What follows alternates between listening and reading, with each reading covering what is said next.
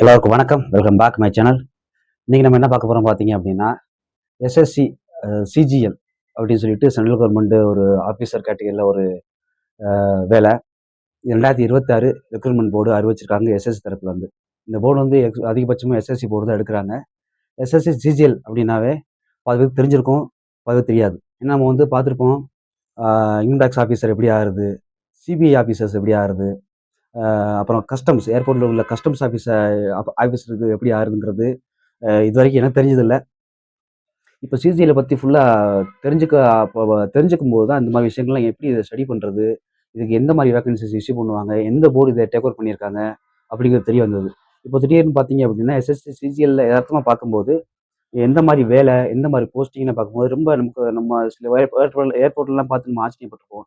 எப்படி ஆகிறாங்க customs officers, எப்படி இதில் உள்ளே போகிறது சிபிஐ ஆஃபீஸர்ஸ்க்குலாம் அப்படி சில பல டவுட் இருக்கும். அது கிளியர் பண்ணுற மாதிரி இன்னைக்கு எஸ்எஸ்சி சிஜிஎல் இது என்னங்கிறத தெளிவாக சொல்ல போகிறேன். நம்ம சேனலில் ஃபஸ்ட் டைம் பார்க்குறீங்கன்னா ஒரு சப்ஸ்கிரைப் பண்ணிக்கோங்க.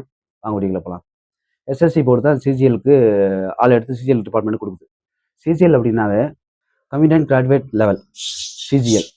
இந்த கேட்டகரி வந்து அதிகபட்சம் எதுக்கு ஆள் எடுக்கிறாங்க பார்த்தீங்க அப்படின்னா, சிபிஐ சரி, இன்கம் டேக்ஸு, அப்புறம் வந்து கஸ்டம்ஸு, அது மட்டும் இல்லாமல் சிபிடிடி, அப்புறம் சிபிஇசி அப்படின்னு சொல்லிட்டு பலது இதுக்கு மேலே இன்னும் ஏகப்பட்ட போஸ்டிங் இருக்குது. எனக்கு வீடியோ நம்ம எழுத்தா போகும்.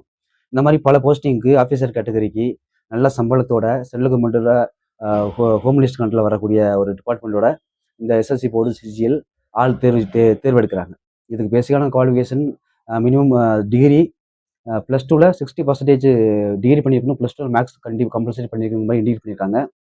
ஒரு டேட் வந்து மார்ச் 31 ஸ்டார்டிங் டேட்டு, ஏப்ரல் 30 வந்து லாஸ்ட் டேட்டு, அப்ளிகேஷன் ஓப்பனிங் ஆகிற டேட்டு. இது எஸ்எஸ்சி பேஜ்லேயே வெளியிட்டிருக்காங்க. இந்த டேட்டில் நீங்கள் எஸ்எஸ்சி வெப்சைட்டில் போனீங்கன்னா அப்ளிகேஷன் ஓப்பனான்னு சொல்லி அவங்க நோட்டிஃபிகேஷன் கொடுத்துருக்காங்க.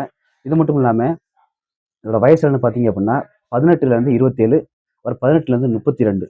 இது 2 கேட்டகரி இருக்குது. அதாவது 18லேருந்து 27க்குள்ள ஒரு கேட்டகரி, 18லேருந்து 32 கேட்டகரி. இந்த போஸ்டிங் அதாவது இந்த ரேங்க் தகுந்த மாதிரி அந்த ஏஜ் டிஃப்ரென்ஸ் வேரியேஷன் மாறும். நான் அந்த ரேங்க்லாம் படிக்கும்போது அதிலே இண்டிகேட் பண்ணியிருக்காங்க என்ன ஏஜ்னு. அதை படித்தோம் அப்படின்னா அது ரொம்ப லென்த்தாக போகுது. அது கிட்டத்தட்ட ஒரு 20 நிமிஷம் ஆகும்.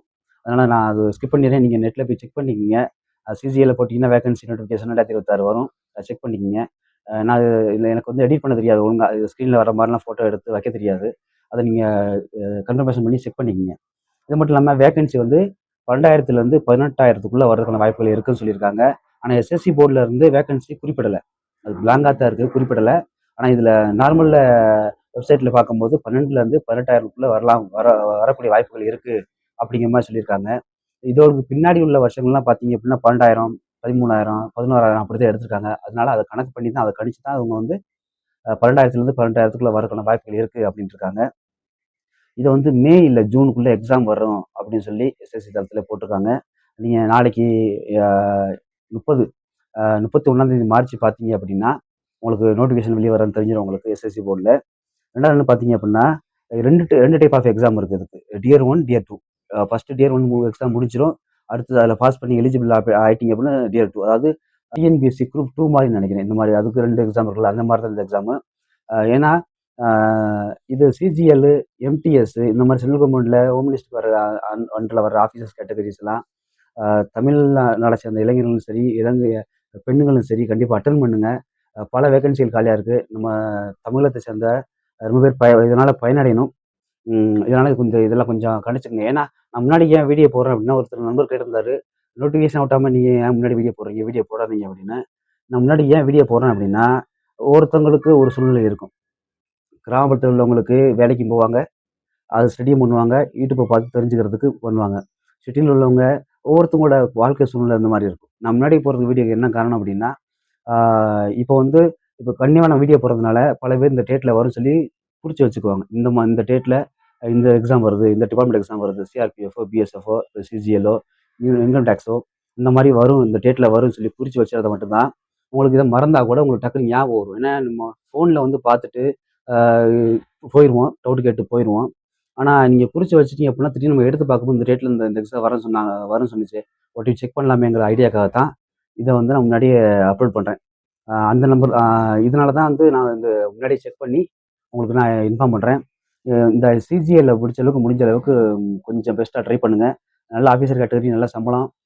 இந்தியா ஃபுல்லா ஆல் ஓவர் இந்தியா சர்வீஸ் தான். எல்லா பக்கமுமே நீங்க வந்து இந்தியா ஃபுல்லா சர்வீஸ் பண்ற மாரி தான் இருக்கும். அதனால உங்களுக்கு பிரச்சனை இல்ல. நல்ல அ இது சம்பளம் தான். சம்பளம் பேக்கேஜோட போடலான்னு தான் பார்த்தேன். ஏன்னா வீடியோ ரொம்ப லென்த்தா போயிரும். சம்பளம் என்ன ரேங்க் போஸ்டிங் போட்டிருக்காங்க. சிபிஐலயும் சரி, கஸ்டம்ஸ்லயும் சரி, இன்கம் டேக்ஸ் ஆஃபீஸ்லயும் சரி, என்னென்ன போட்டிருக்காங்கிறத பார்த்தோம் அப்படின்னா ரொம்ப லென்த்தா இருந்தது. ஆல்ரெடி நான் ஃபுல்லா வீடியோவே பாதியா பார்க்கறது கிடையாது. நான் ஃபுல்லா ஆல்ரெடி இந்த டீட்டெயில்ல சொல்லியிருக்கேன் என்னன்னு.